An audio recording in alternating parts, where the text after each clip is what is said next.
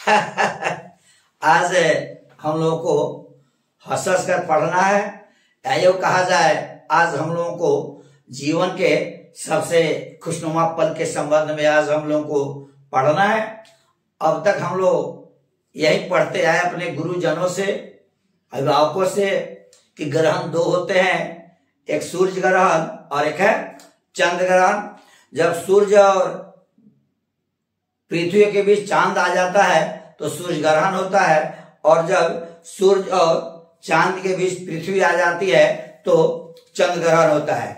लेकिन जब शादी की बात होती है, शादी का डेट फिक्स हो जाता है और कार्ड छपता है, तब मुझे पता चलता है कि नहीं, ग्रहण दो ही नहीं होते, एक और ग्रहण है जिसको हम लोग पानी ग्रहण के नाम से जानते हैं। शादी में कार्ड पर पानी ग्रहण लिखा होता है, तो पानी ग्रहण का मतलब होता है, पानी का अर्थ होता है हाथ, जैसे वीणा पानी, जैसे हम लोग सरस्वती कहते हैं वीणा पानी, अर्थात जिसके हाथों में वीणा हो। तो पानी ग्रहण का मतलब होता है जब शादी में एक दूसरे का हाथ को पकड़ता है, लड़का लड़की के हाथ को पकड़ता है, या ये कहा जाए एक दूसरे के लड़की लड़का के हाथ को पकड़ता है, तो उसको हम लोग पानी ग्रहण के ही नाम से जानते हैं। जैसा कि राहत इंदौरी ने लिखा है, इशारों इशारों में बता भी देना, इशारों में बता भी देना, वक्त मिले तो दबा भी देना। तो कहने का मतलब है यह पानी ग्रहण एक ऐसा ग्रहण है, सूर्य ग्रहण कुछ घंटों के बाद समाप्त हो जाता है, चंद्र ग्रहण कुछ घंटों के बाद समाप्त हो जाता है, लेकिन पानी ग्रहण एक ऐसा ग्रहण है जो आदमी जीवन में कभी उबर नहीं पाता है। तो अब हम यह देखेंगे कि शादी को ही हम लोग पानी ग्रहण के नाम से जानते हैं।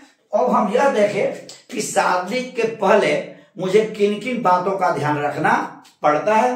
तो आइए, हमने कुछ नियमों को बनाया है आपके लिए। पहला है एज। सबसे पहले इस बात का ध्यान रखा जाता है कि लड़की से लड़का का उम्र थोड़ा ज्यादा हो लेकिन कम ना हो।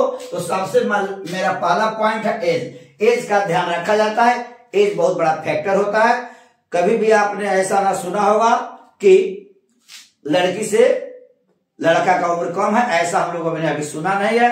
ऐसा ध्यान रखा जाता है कि लड़की से लड़का का एज ज्यादा। दूसरी बात है ब्यूटीनेस।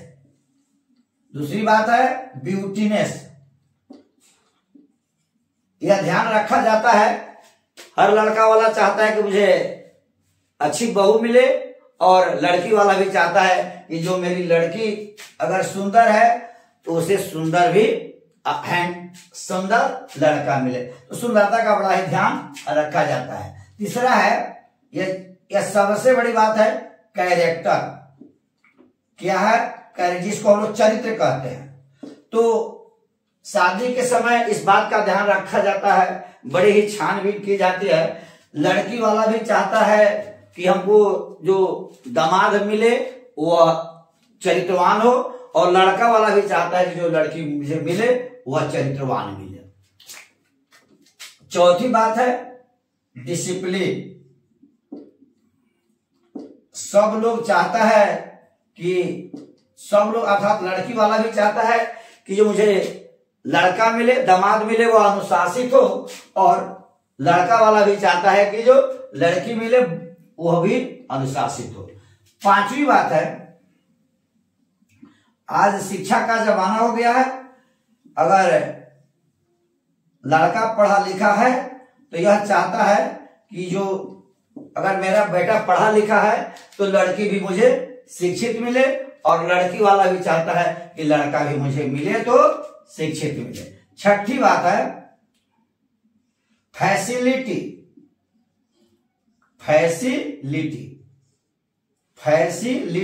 अर्थात लड़की वाला इस बात पर ध्यान देता है कि यदि मैं लड़की की शादी में इतना खर्च कर रहा हूं तो मुझे ऐसा घर मिले जहां सारी सुविधा हो, जाने के बाद मुझे लड़की को किसी प्रकार की परेशानी न हो। सातवां है जेनरेशन। सातवां क्या है? जेनरेशन। अर्थात जेनरेशन को हम लोग हिंदी में पीढ़ी कहते हैं। और शादी में इस बात का ध्यान रखा जाता है कि यह देखा जाता है, लड़की वाला देखता है कि लड़का क्या है, उसके पिताजी कैसे थे, उसके दादा कैसे थे, अर्थात पीढ़ी का ध्यान रखा जाता है। और लड़का वाला भी लड़की की पीढ़ी का ध्यान रखता है।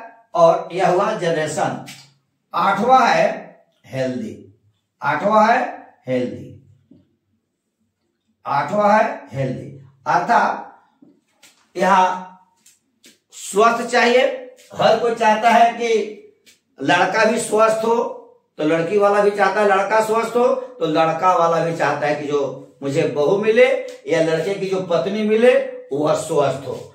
तो स्वच्छता का ध्यान सभी कोई रखता है। और अब हम यह जाने कि शादी मुझे 8 नियमों का पालन करना पड़ता है। उसको ऐसे समझे ABCDEFGH। और फिर हम आपको यह कहना चाहेंगे कि ABCDEFGH पर ध्यान देंगे कि आपको आसानी से याद हो जाने वाला है। जय हिंद, जय भारत।